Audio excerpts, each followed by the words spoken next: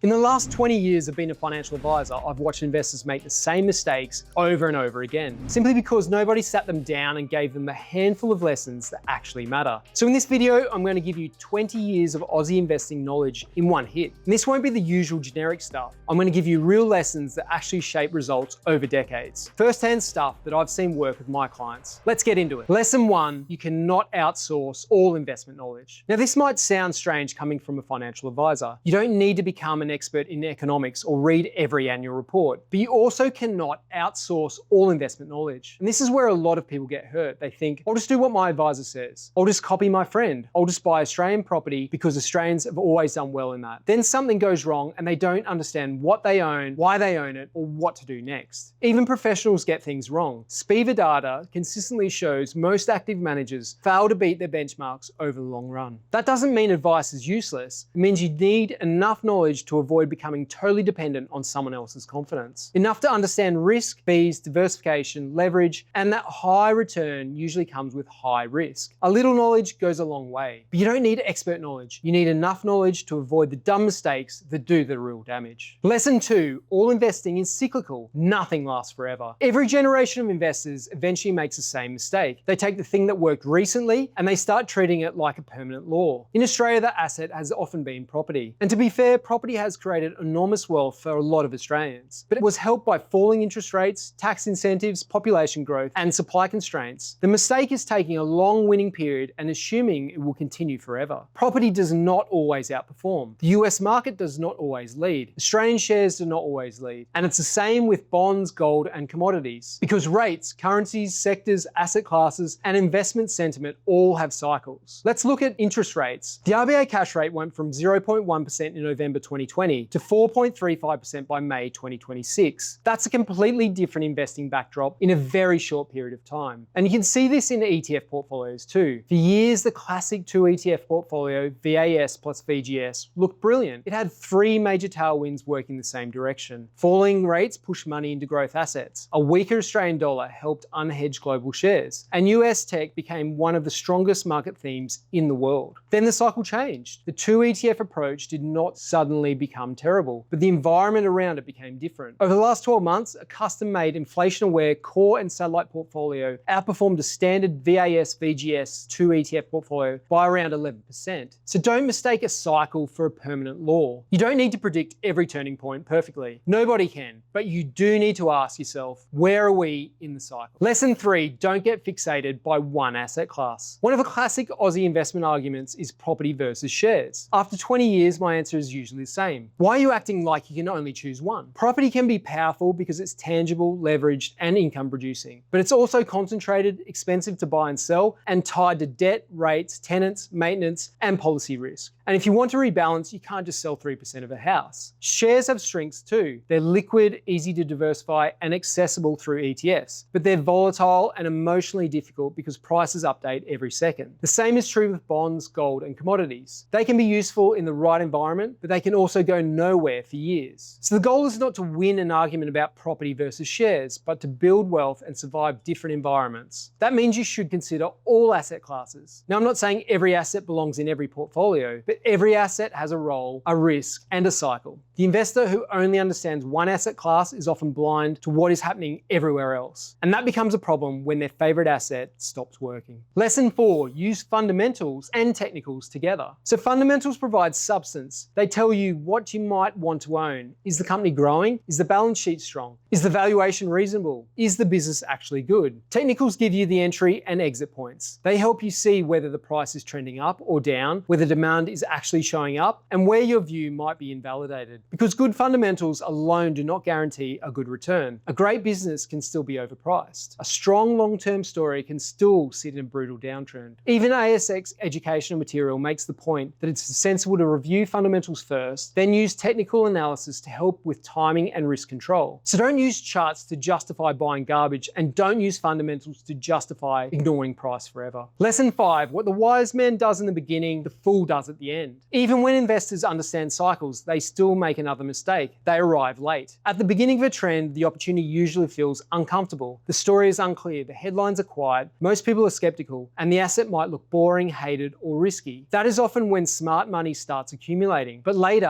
after prices have already moved, the story becomes obvious. Social media is talking about it. Your mates are talking about it. Everyone has a reason why it should keep going higher. That is often when the fool enters. You see this in property booms, AI stocks, hot suburbs, and entire sectors. By the time an investment feels obvious and safe, a lot of the easy money may already have been made. In investing, comfort is often expensive. A good asset is not always a good buy, and a strong trend is not always a good entry point. So the question I always come back to is simple. Am I early or am I the exit liquidity? That doesn't mean you should avoid every popular investment. Some trends can keep running far longer than people expect, but you still need a process. And this connects to something I talk about a lot, the base and trend pattern. Stocks and ETFs don't just move randomly. They base, then they trend, and then they base again. If you can identify that shift from base to trend, that's often where the real opportunity is. The trend is your friend until it bends at the end. And that last part is just as important as the first. Because if you focus on riding investment trends and understand that nothing goes forever, you'll do well. Where investors get hurt is when they start bottom fishing. They see something down 40 or 50% and assume it has to be cheap. But a stock down 50% can fall another 50%. A theme that's been smashed can go nowhere for years, and a broken trend can take much longer to repair than people think. So I try to avoid downtrends and bottom fishing at all costs. Now, buying temporary fear is one thing. Buying a structurally broken asset is another. A downtrend with improving fundamentals and a real catalyst is very different to a downtrend with deteriorating fundamentals and no demand behind it. You want to ride trends, but you do not want to spend your life catching falling knives. Now, this is something I cover in my newsletter. Which ASX listed ETFs are set to break from base to trend so you can get in at the right time? Click the link below. Lesson 6, put yourself in a position to compound. If you want to compound wealth, first you need to survive. That sounds obvious, but it's where a lot of investors fail. Compounding is not just about return. It's about staying in the game long enough for return to matter. That means avoiding catastrophic losses, forced selling, too much debt, and concentration that can wipe out years of progress. I had a client come in after using equity from their home to buy an investment property. Nothing dramatic had happened. The property hadn't crashed and they weren't broke. But after rates moved higher, the repayments started putting pressure on everything else. They had stopped adding to super, they had stopped investing regularly, and were dipping into savings to cover the shortfall. And slowly, their whole financial plan started bending around one property. That's the key lesson. An investment doesn't need to go to zero to hurt you. It just needs to put enough pressure on your cash flow that you start making bad decisions. This is where the phrase matters. Cut your losses quickly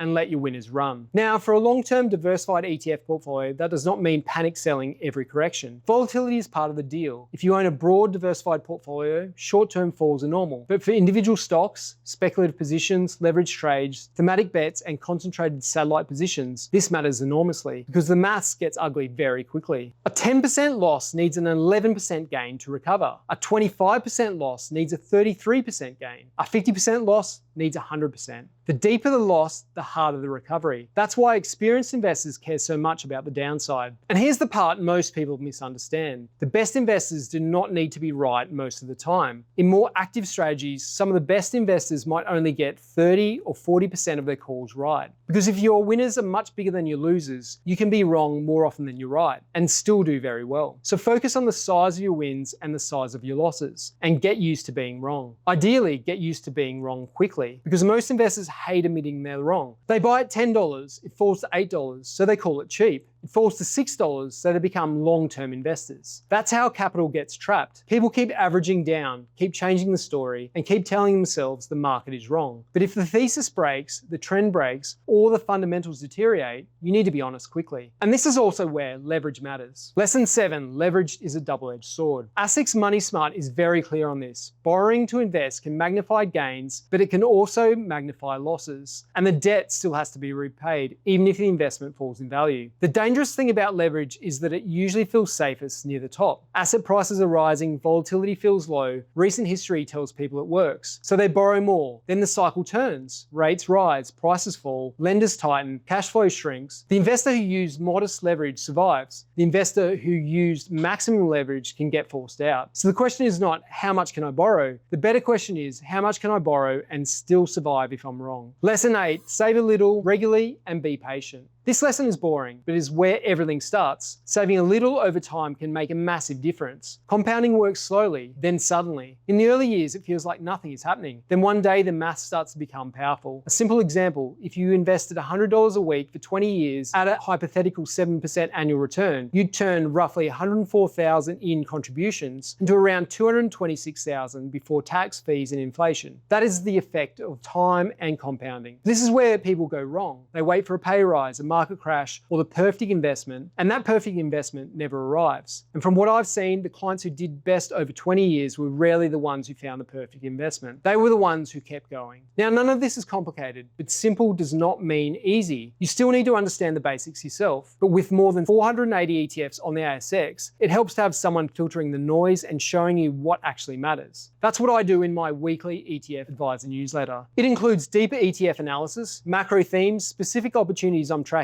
and a market health-o-meter that shows which markets are trending bullish and which are trending bearish, and which themes and ETFs are starting to break from base to trend. There's a free 4-week trial at etfadvisor.com.au. Click the link below and I'll see you in the next one.